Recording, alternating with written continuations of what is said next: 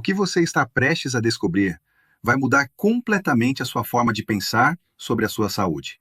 Veja como este tema está alinhado com uma poderosa terapia holística.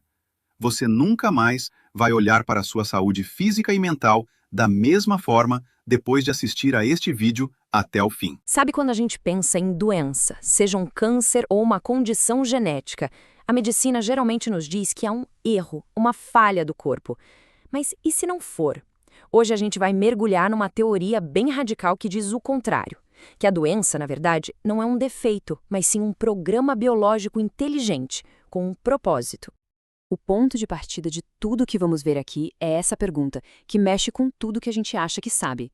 E se essa ideia de que a doença é o mau funcionamento estiver errada? E se for, na verdade, um programa biológico com um objetivo bem claro? Vamos explorar isso. Bom, para a gente conseguir desemaranhar essa ideia, nosso caminho vai ser o seguinte. Primeiro, vamos dar uma olhada crítica na genética como a conhecemos. Depois, a gente explora a conexão entre mente e corpo, para então cair de cabeça na teoria central, a nova medicina germânica. A gente vai ver como funcionam os tais programas biológicos, aplicar isso num caso que parece impossível, a síndrome de Down, e fechar pensando no que isso tudo significa para a cura. Então, para começar, vamos entender qual é o problema, né? O que essa nova teoria está tentando resolver. E tudo começa com um olhar bem crítico sobre a genética. A medicina convencional, pelo menos segundo a teoria que a gente está analisando, parte de uma ideia bem estabelecida. Doenças como o câncer são resultado de falhas. São erros no nosso DNA, genes que deram defeito. E é com base nisso que se criam tratamentos que buscam, corrigir ou eliminar essas falhas. E olha, essa citação aqui resume perfeitamente o objetivo da pesquisa genética tradicional. As palavras do Dr. Mike Stratton, do Projeto Genoma do Câncer, são claríssimas. A meta é achar os genes mutantes, os errados, para poder criar remédios que ataquem especificamente eles. E essa forma de pensar, claro, tem consequências bem concretas, bem práticas no dia a dia.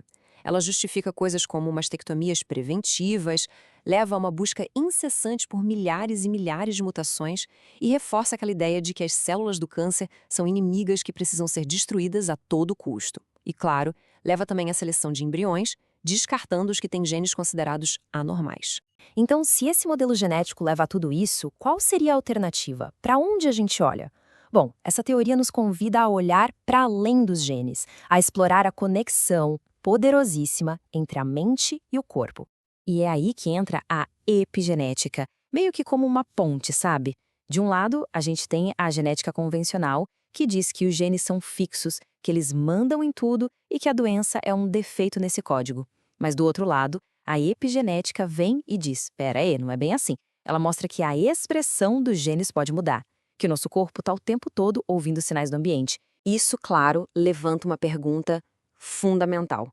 Se pensamentos e crenças podem mesmo influenciar a biologia, por quê, né? Por que uma pessoa desenvolve uma coisa tão específica como um câncer no fígado e outra, sei lá, uma alergia na pele? Muitas teorias sobre o poder da mente não conseguem explicar essa especificidade. Fica essa ponta solta. E é exatamente para responder a essa pergunta que a gente chega no coração da nossa análise de hoje, a nova medicina germânica, ou NMG, proposta pelo Dr. Hammer.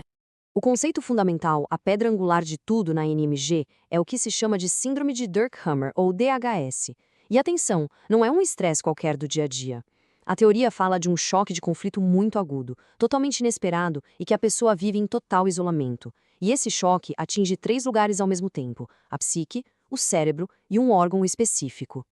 Então, o pulo do gato aqui é o seguinte: para a NMG, a psique, o cérebro e o órgão não são coisas separadas. De jeito nenhum. Eles são um sistema biológico único, totalmente integrado. O cérebro funciona como uma espécie de grande computador central, que traduz um conflito que aconteceu na psique em uma resposta biológica num órgão correspondente.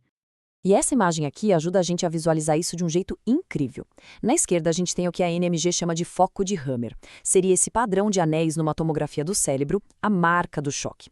Na direita, a gente vê a conexão entre as partes do cérebro e os órgãos. E a teoria diz que essa conexão vem lá da nossa formação embrionária. Ou seja, um tipo específico de conflito atinge uma área específica do cérebro que controla um órgão específico, tudo amarradinho.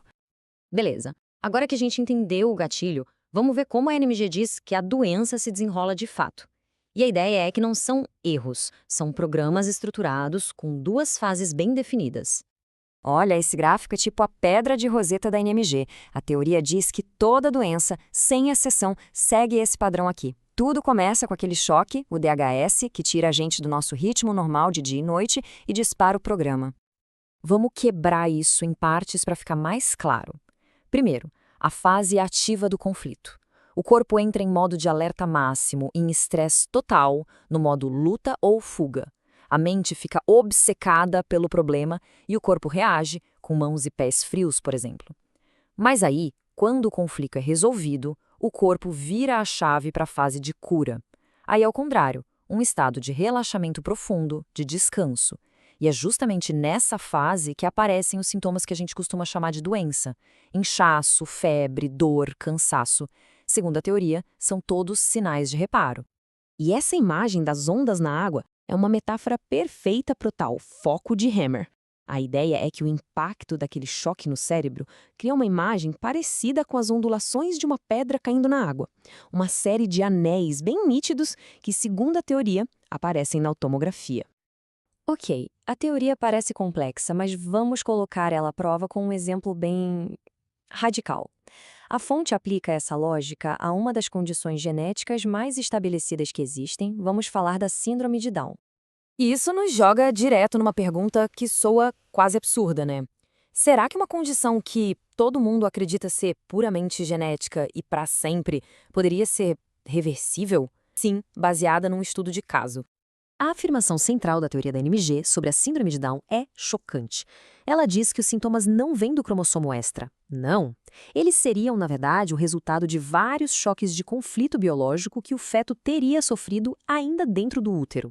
E essa é uma citação do próprio Dr. Hammer tirada da fonte que diz exatamente isso.